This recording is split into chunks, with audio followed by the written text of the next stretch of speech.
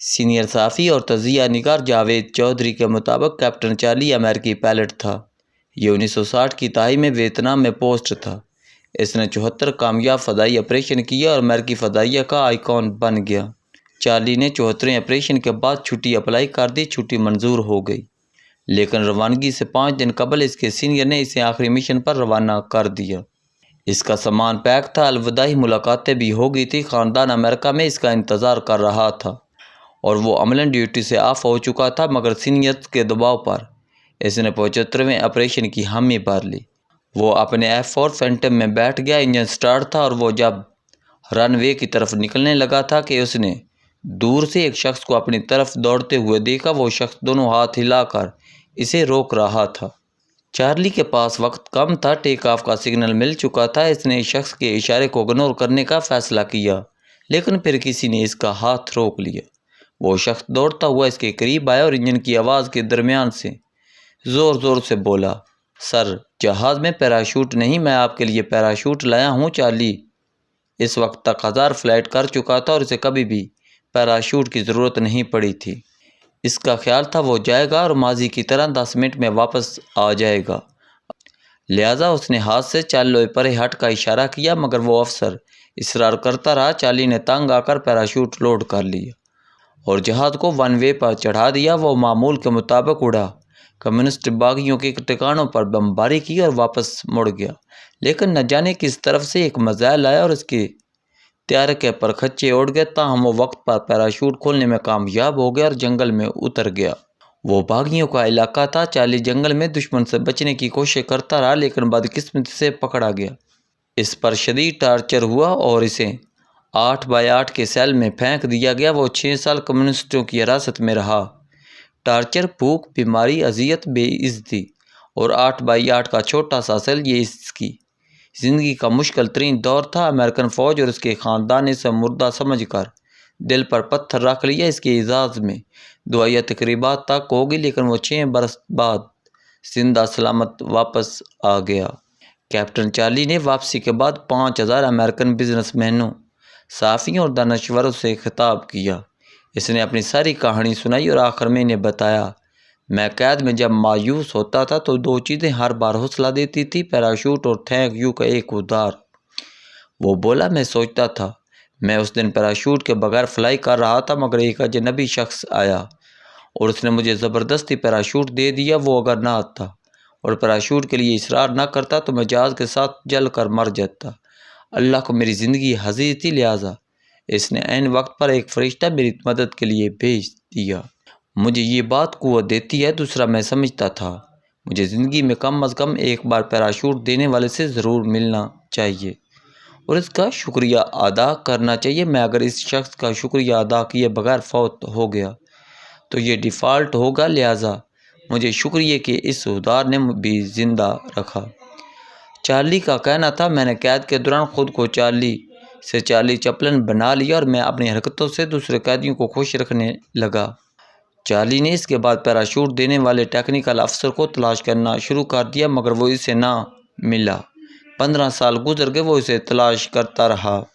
وہ ایک دن کسی ریستوران میں کھانا کھا رہا تھا۔ ویٹر نے اس کا نام پوچھا اور پھر بتایا، میں ویتنام میں آپ کا کولیگ تھا، میں نے آپ کی آخری فلائٹ کے وقت آپ کو پیراشوٹ دیا تھا۔ چارلی کے ہاتھ سے فورک گر گیا۔ وہ اٹھا، ویٹر کو گلے سے لگا، رچکیوں سے روتے ہوئے کہا، میں تمہیں 15 سال سے تلاش کر رہا تھا، تم نے 2 مرتبہ میری جان بچائی تھی، جہاز اڑنے سے پہلے اور دوسری مرتبہ قید کے دوران۔ میں روز یہ سوچ کر سوتا تھا میں ایک دن قید سے نکلوں گا اور تمہارا شکریہ ادا کروں گا۔ تم نہ ہوتے تو میں جہاز کے ساتھ مر جاتا یا پھر قید میں خودکشی کر لیتا۔ ہم سب لوگ زندگی کی چھوٹی چھوٹی مشکلوں کے دوران وہ پیراشوٹ بھول جاتے ہیں جن کی وجہ سے ہم بڑی مصیبتوں سے بچ گئے تھے۔ ہم پیراشوٹ دینے والوں کو بھی فراموش کر بیٹھتے ہیں، ہم کبھی رک کر ان کا شکریہ ادا نہیں کرتے۔ بکرات نے کہا تھا، ہم انسانوں کو اگر شکر اور شکریہ کی قیمت کا اندازہ ہو جائے تو ہم زندگی میں تھینک فل ہونے کے علاوہ کوئی کام نہ کریں۔ مہاتما بدھ کی پوری زندگی بھی شکر کی تبلیغ میں خرچ ہو گئی۔ مہاتما بدھ جب شہزادہ تھا تو اس کے ذہن میں ایک سوال پیدا ہوتا تھا، انسان دکھی کیوں ہوتا ہے؟ اس نے اپنی زندگی اس سوال کے جواب کے لیے وقف کر دی۔ सल्तनत छोड़ी, महल छोड़ा, अपनी हसीन तरीन बीवी यशोधरा छोड़ी, अपना 7 दिन का बेटा राहुल छोड़ा और जंगलों में मारा मारा फिरने लगा। वो अपने वक्त के हर जोगी, हर पंडित और हर ऋषि के पास गया, मगर इसको अपने सवाल का जवाब न मिला। इसने आखिर में मजबूर होकर गया कि छोटे से गांव बरगद के दरख्त के नीचे पनाह ले ली। आलती पालती मारी और आसमान की तरफ देखकर कहा, तुम अगर वहाँ हो तो तुम्हें मेरे सवालों का जवाब देना होगा, वरना मैं इस दरख्त के नीचे बैठा बैठा मर जाऊंगा। वो धन का पक्का था, लिहाजा एक रात आसमान से बिजली गिरी और उसे अपने सवाल का जवाब मिल गया। कुदरत ने इसे बताया, इंसान को सिर्फ और सिर्फ ख्वाहिश दुख देती है। ख्वाहिशें बड़ी होंगी तो दुख बड़ा होगा, ख्वाहिशें छोटी होंगी तो दुख छोटा होगा। ये पैगाम खुशी के माल की कुंजी था। महात्मा बुद्ध ने लोगों को बताना शुरू कर दिया, ख्वाहिशें छोड़ दो, सुख पाओ जाओगे। पूरा बदमत इस नज़रिए पर खड़ा है। ये लोग 2 चादरों, लकड़ी के स्लीपर, एक जोले और बीक के छोटे से काशकोल के साथ पूरी ज़िंदगी गुजार देते हैं। ख्वाहिशों की गठड़ी उठा उठा कर नहीं फिरते। इनकी दूसरी आदत शुक्र है। ये रोज़ सुबह उठने के बाद अल्लाह की नेमतें गिनते हैं और फिर एक एक नेमत का नाम लेकर रब का शुक्र अदा करते हैं। ये शुक्रिया को बेहुदार समझते हैं और इस दार को कभी अपने ज़िम्मे नहीं रहने देते। बुद्धों की मुक़द्दस किताब में लिखा है, नरवान के बाद महात्मा बुद्ध का एक दिन अपनी रियासत कपिलवस्तु से गुजरा हुआ। इसकी बीवी ने सुना तो इसने अपने बेटे राहुल को बुद्ध के पास भिजवा दिया, लेकिन खुद महल में रही। बुद्ध ने बेटे से पूछा, तुम्हारी माँ क्यों नहीं आई? इसने जवाब दिया, वो कह रही थी, बुद्ध के ज़िम्मे मेरा एक उधार है। ये अगर वाकई किसी का उधार नहीं रखता तो फिर मेरा उधार अदा करने के लिए खुद मेरे पास आएगा। बुद्ध ने सुना, मुस्कुराया और नंगे पांव महल की तरफ रवाना हो गया। बीवी ने पर्दे के पीछे से पूछा, मेरे 3 सवाल हैं, मुझे इनके जवाब चाहिए।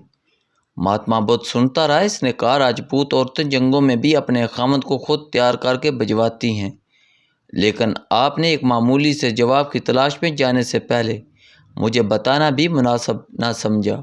आप चोरी छुपे महल से भाग गए, क्यों? महात्मा बुद्ध ने जवाब दिया, मेरा ख्याल था मैंने अगर आपको बताया तो फिर मैं तुम्हें छोड़कर नहीं जा सकूंगा। जो यशोधरा का दूसरा सवाल था, आप कहते हैं कायनात को बनाने वाला हर जगह मौजूद है। अगर वो हर जगह है तो क्या वो आपको महल में नहीं मिल सकता था? आपने वो क्यों छोड़ा? महात्मा बुद्ध के पास इस सवाल का कोई जवाब नहीं था। इसने इसके बाद पूछा, आप अपने बेटे राहुल को दुनिया में क्या दे कर जाएंगे? महात्मा बुद्ध मुस्कुराया और अपना काशकोल अपने बेटे के हाथ में दे दिया और इसके सर पर हाथ फेर कर कहा, यह दुनिया की सबसे बड़ी सच्चाई, सबसे बड़ी नेमत है। बुद्धू बख्शु कहते हैं, आप शुक्र करते जाएं, आपकी नेमत और खुशियां बढ़ती जाएंगी, और आप शुक्रिया अदा करते जाएं, आपकी खुशियों और नेमतों में रंग, ज़ायका और खुशबू आती जाएगी। नबी अकरम सल्लल्लाहु अलैहि वसल्लम ने भी फरमाया, जो शख्स इंसानों का एहसान नहीं मानता वो अल्लाह का एहसान भी तस्लीम नहीं करता। आप यकीन करें, अगर हमारे मुंह का लब सूख जाए, कान में मैल पैदा ना हो या नाक में बाल ना उगे, तो हम करोड़ों रुपए खर्च करके भी ये नेमतें हासिल नहीं कर सकते। हमारे टेस्ट बर्ड में से अगर एक ग्रुप ख़राब हो जाए तो हम सारी दुनिया की दौलत देख कर भी वो वापस हासिल नहीं कर सकते। हमारे एक दिन की ऑक्सीजन और एक दिन की रोशनी की कीमत 8 लाख रुपए है, और ये इन 16 लाख नेमतों में से सिर्फ 2 हैं जो अल्लाह ने हमें मुफ्त दे रखी हैं, मगर हम इसके बावजूद इसका शुक्रिया अदा नहीं करते। क्यों? क्योंकि हमने आज तक इन लोगों का शुक्रिया अदा नहीं किया जिनके पैराशूट की वजह से हम जिंदा हैं और ज़िंदगी भी आगे बढ़ रही है। आप याद रखें, इंसान शुक्रिया से शुक्र तक जाता है। आप जब तक शुक्रिया की आदत नहीं डालते, आप शुक्र की नेमत तक नहीं पहुंचते। लिहाजा आइए आज से शुक्रिया अदा करना शुरू करते हैं। इन सब का शुक्रिया अदा करते हैं जिनकी खाल के जूते पहनकर हम ज़िंदगी में आगे बढ़ रहे हैं।